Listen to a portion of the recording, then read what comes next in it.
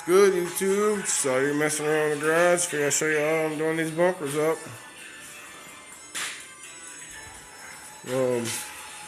I started with 80 grit on this. That's the urethane bumper there. Then that's fiberglass, the fiberglass header. I started on 80 grit. I finished it off with a 180 grit. That's ready for surfacer. I'm gonna bring that into school next week and throw some surfacer on that and guide coat it, and I'll start blocking it down and getting it straight.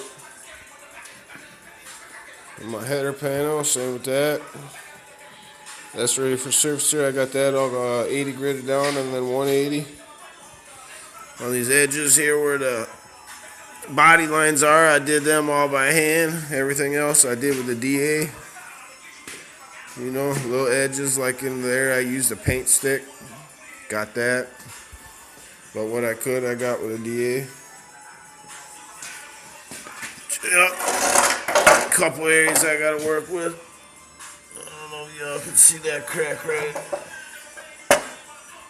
there. There's a little crack right there. That little line. There's a little crack right there I gotta work with. Other than that,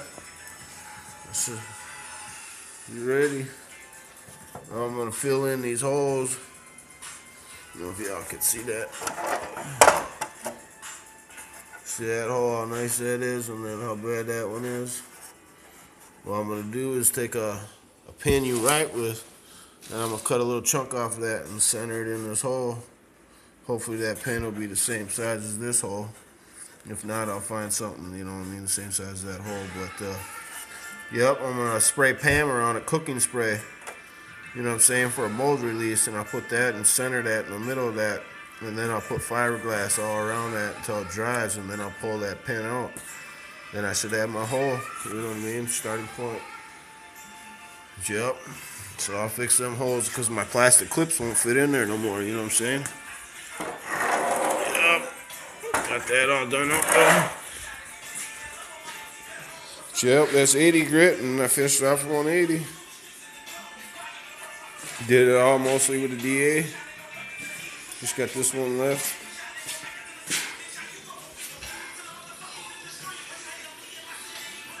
Yep, I'll show you what I use. Just a regular DA. 5-inch stick it pad, although I don't recommend these white 3M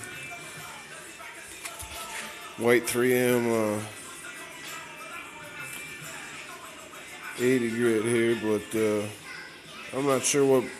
Must be their cheaper brand, but that stuff's junk. Stick with the gold or the red, you know what I'm saying? They didn't have any of the gold 80 grit left at school, so I had to stick with the white, but man, I don't like that. That stuff, the minute you spin it, it's like gone. Still comes off quick. But yep. It's gold or red if you can, but 80 grit and 180. Got some for the DA and some for blocking. These are my tools I was using for the bumper. Just get into them crevices. Paint stick, wrap that, you know what I'm saying? I did in some areas. I used my hard block, soft block. I didn't use my bigger one, but yep, that's what I use for them bumpers. 80 grit, 180. I think a couple areas that when that white wasn't working like I used to, so I grabbed this 80 grit Cubitron disc or whatever and knocked some of that down. But you're gonna have to be real careful with that because I noticed when I did it, it dug in. Real easy to dig in, so I wouldn't recommend that because you're gonna have to sit and go over it with your DA for a while to get your gouges out. So I don't recommend that. Just stick with the DA. It works. It's just the sandpaper I was using is junk. But yep, you get this gold stuff or red stuff, you'll be good. Let's see what else. I was going to show you all on fittings here. The difference in sizes. This is the biggest they had at Menards or Home Depot. That's what I used to have on my air compressor when I thought I had it all correct, you know what I'm saying? And then Found out I needed to go with this size. When I got to school, they're using these. Came home to hook up my DA and it wasn't hooked up because it was needed bigger lines, so I got these out of school. Look at the size of these versus that's the school one, and then that's your stock one. Biggest Menards has right there. See the difference? It's a big restriction right there. And then here's your standard ones that come, you know, like we say you go to Menards or something and buy Impact or something, they usually come with one of these, so this is the size they come with usually. That's the difference right there. It's a pretty big difference. So that's the standard. That's Menards is the biggest one they had. Then that's the school's one. That's the one the teacher said I need for my paint guns. I don't think it matters for air tools, but paint guns, you want these big openings. You want a 1-inch main line, 3/4 inch drop, and these couplers. And I think that's 3/8. I don't remember. 3/8. I think you need one hose. I don't remember. Like I said, I'm sure I can figure all that out later. Yep, that's what I used, YouTube.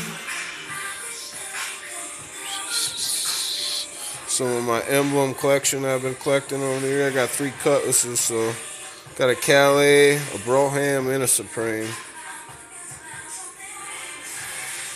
The old emblem I had, and I swapped that out. Got this off of eBay a few years back. Got the Rocket one. It's the original NOS. So, yup.